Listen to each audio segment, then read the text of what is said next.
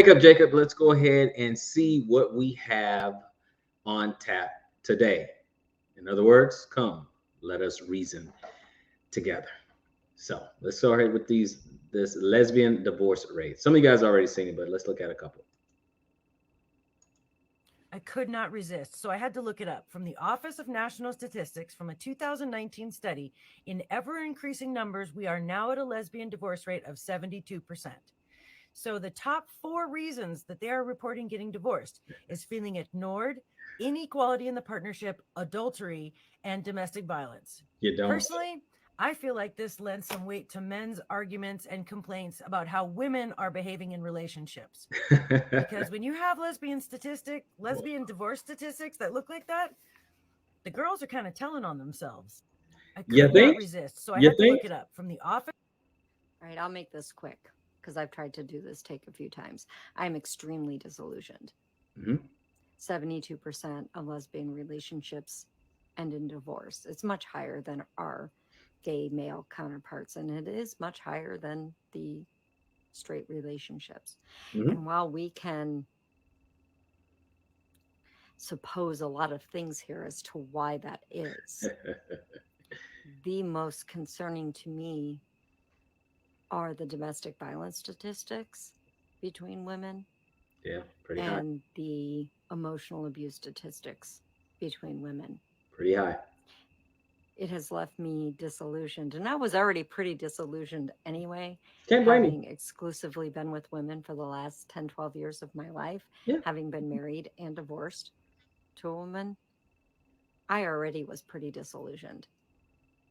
But looking at the statistics and the fact that they match my own experiences and validate my own experiences with women,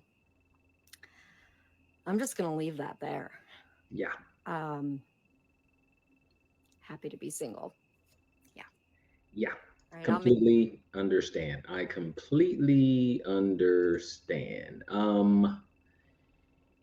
Yeah.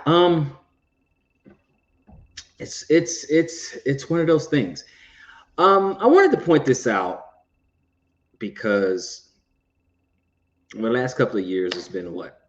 A bit of a gender war, right? It's been kind of a gender war. And there's been a whole lot of back and forth, and you see a lot of the feminists. They'll be like, the patriarchy, misogyny, patriarchy, and all that. But then when you look at the divorce statistics of the lesbians, and the lesbians, they have the highest. Okay, 72%. They're the highest. The men are about 35%. Gay men are 35%. Obviously, being of the Hebrew faith, I don't care one way or the other, but I do find it interesting that when it comes to divorce in straight relationships, anytime you say, well, a man left his marriage, he divorced his wife, then he's evil, he's bad. Why he do that? He ran away from his duties. Um, he's the scum of the earth. And then if you say a woman left her marriage, and then they say, what did he do? Well, she left for a reason. In other words, it's the man's fault every single time. I remember speaking to a family member of mine, and we were kind of talking about stuff like this. And it's a young family member, and she was just I was telling her about the divorce rate, just straight. I said, hey, a marriage in this company in this country, divorce is over 50%. Okay, and obviously it's going down because marriage itself is going down, but I said it's over 50%. And then I said, 70% of the time to 80% of the time, depends on a woman's degree, they file for a divorce. She immediately said, then what did he do? She probably left because it was abusive. Something went wrong. So he did something. Immediately. And then I showed her the statistics for lesbian divorce. So I ask you, is it still a man's fault when a man's nowhere around? Is it still the patriarchy when there's no man in the relationship? Is it still misogyny when there is no man in the relationship? And I know some say, oh, well, some women can have internalized misogyny and all that, but come on, let's not be ridiculous. All right. We're talking about two women. Okay. So does this not tell you something?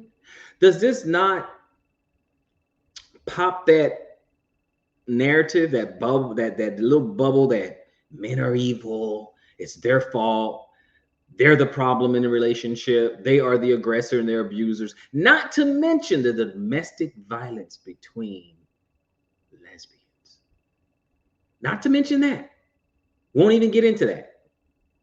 So I ask you, in this particular instance, are men still the problem?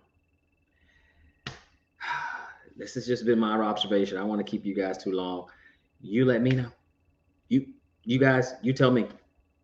Are men still the issue when there is no man involved?